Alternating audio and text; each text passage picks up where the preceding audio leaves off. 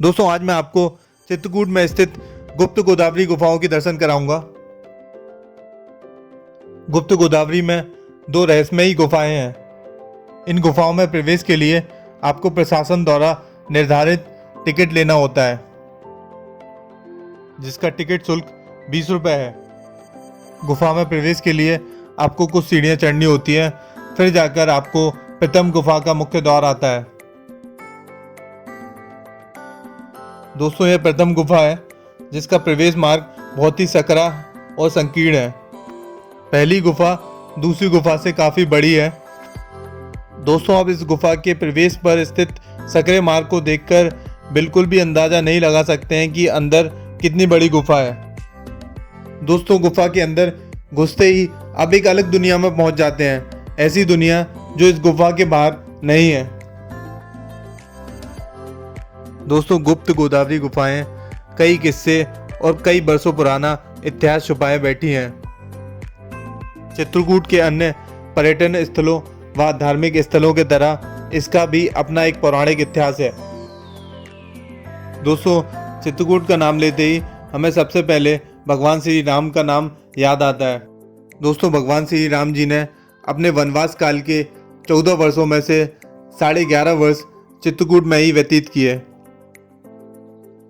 हिंदू पौराणिक महाकाव्य रामायण में भी बताया गया है कि भगवान राम और भगवान लक्ष्मण 14 साल के वनवास के दौरान कुछ समय के लिए इस गुफा में रुके थे और भगवान श्री राम जी ने यहाँ एक दरबार भी लगाया था। वह जगह इस गुफा में राम दरबार के नाम से जानी जाती है।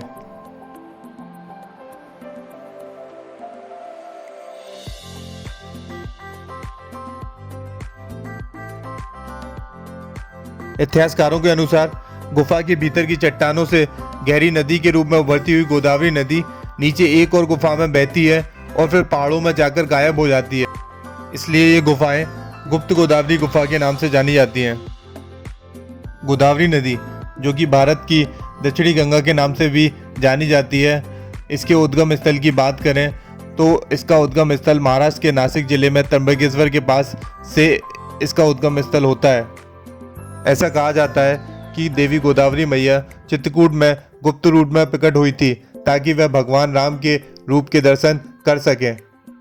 ऐसा भी कहा जाता है कि देवी गोदावरी को यह मालूम था कि भगवान श्री राम त्रेता युग में ऐसी किसी गुफा में आकर वास करेंगे।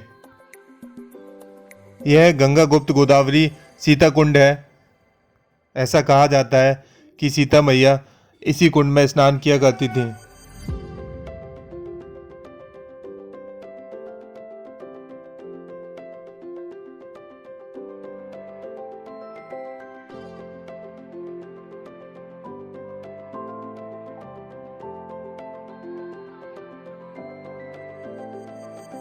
चलिए अब मैं आपको इस गुफा में गुप्त गोदावरी के उद्गम स्थल के दर्शन कराता हूँ।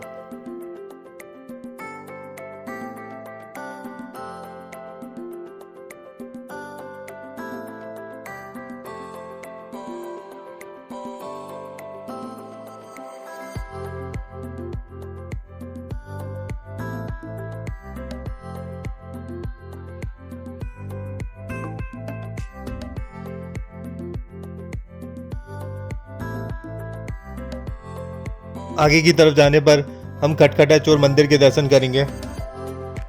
पुरानी कथाओं में कहा जाता है जब माता सीता नहा रही थी तब दानव मयंक राक्षस ने सीता माँ के कपड़े चुराने की कोशिश की थी।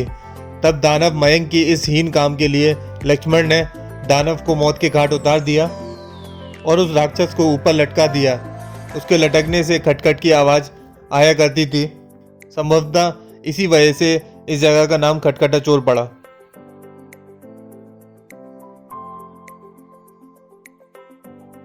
अब हम पहली गुफा से उसी सकरे मार्ग के द्वारा बाहर की तरफ निकलेंगे।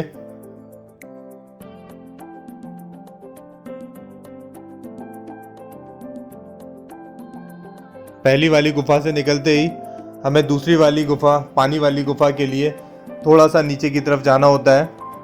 दूसरी गुफा में घुसने से पहले हम पंचमुखी शिवलिंग के दर्शन करते हैं, जिसमें पवित्र त्रिमूर्ति ब्रह्मा, विष्णु और शिव हैं। गुप्त गोदावरी की दूसरी गुफा काफ़ी लंबी है और कई जगह बहुत ही सक्रिय है कि एक वक्त में केवल एक ही व्यक्ति उस जगह से निकल सकता है। इस पूरी गुफा में आपको पानी मिलेगा और आगे जैसे जैसे आप जाते जाएंगे तो कई जगह पानी का जल स्तर आपके घुटनों तक हो जाएगा।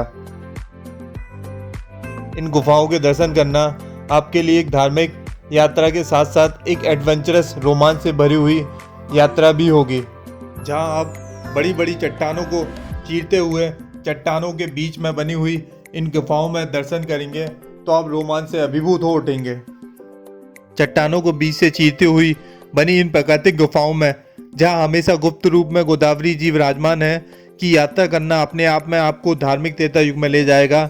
आपको लगेगा कि आप किसी अलग ही दुनिया में आ गए हो। दोस्तों, आप चित्रकूट अवश्य आएँ। चित्रकूट बहुत ही सुंदर जगह है। चित्रकूट में कई सारे धार्मिक पर्यटन स्थल के साथ साथ प्राकृतिक सुंदरता से भरे हुए धार्मिक पर्यटन स्थल हैं, जो आज भी अपने पुराने स्वरूप में हैं। दोस्तों, गुप्त गोदावरी के दर्शन करने के लिए सबसे पहले आपको चित्रकूट आना होगा। चित्रकूट धाम करवी रेलवे स्टेशन से गुप्त गोदावरी लगभग 27 से 28 किलोमीटर की दूरी पर स्थित है, जहां आप ऑटो द्वारा आसानी से जा सकते हैं तथा गुप्त गोदावरी रामघाट से लगभग 18 किलोमीटर की दूरी पर स्थित है। दोस्तों, चित्रकूट के चारों धाम की यात्रा के लिए आपको रामघाट से ऑटो मिलता है। आप शेयरिंग ऑटो में भी जा सकते हैं और अगर आपको अकेले बुक करना हो तो आप अकेले बुक करके भी जा सकते हैं। दोस्तों, मेरे इस वीडियो को लाइक कमेंट जरूर कीजिएगा, जिससे मुझे पता चलता रहे कि आपको मेरी ये गुप्त गोदावरी की यात्रा कैसी लगी, और कमेंट करके अपने सजेशन जरूर बताइएगा। दोस्तों, अगर आप पहली बार मेरे चैनल पर आए हैं तो मेरे चैनल को जरूर सब्सक्राइब कीजिएगा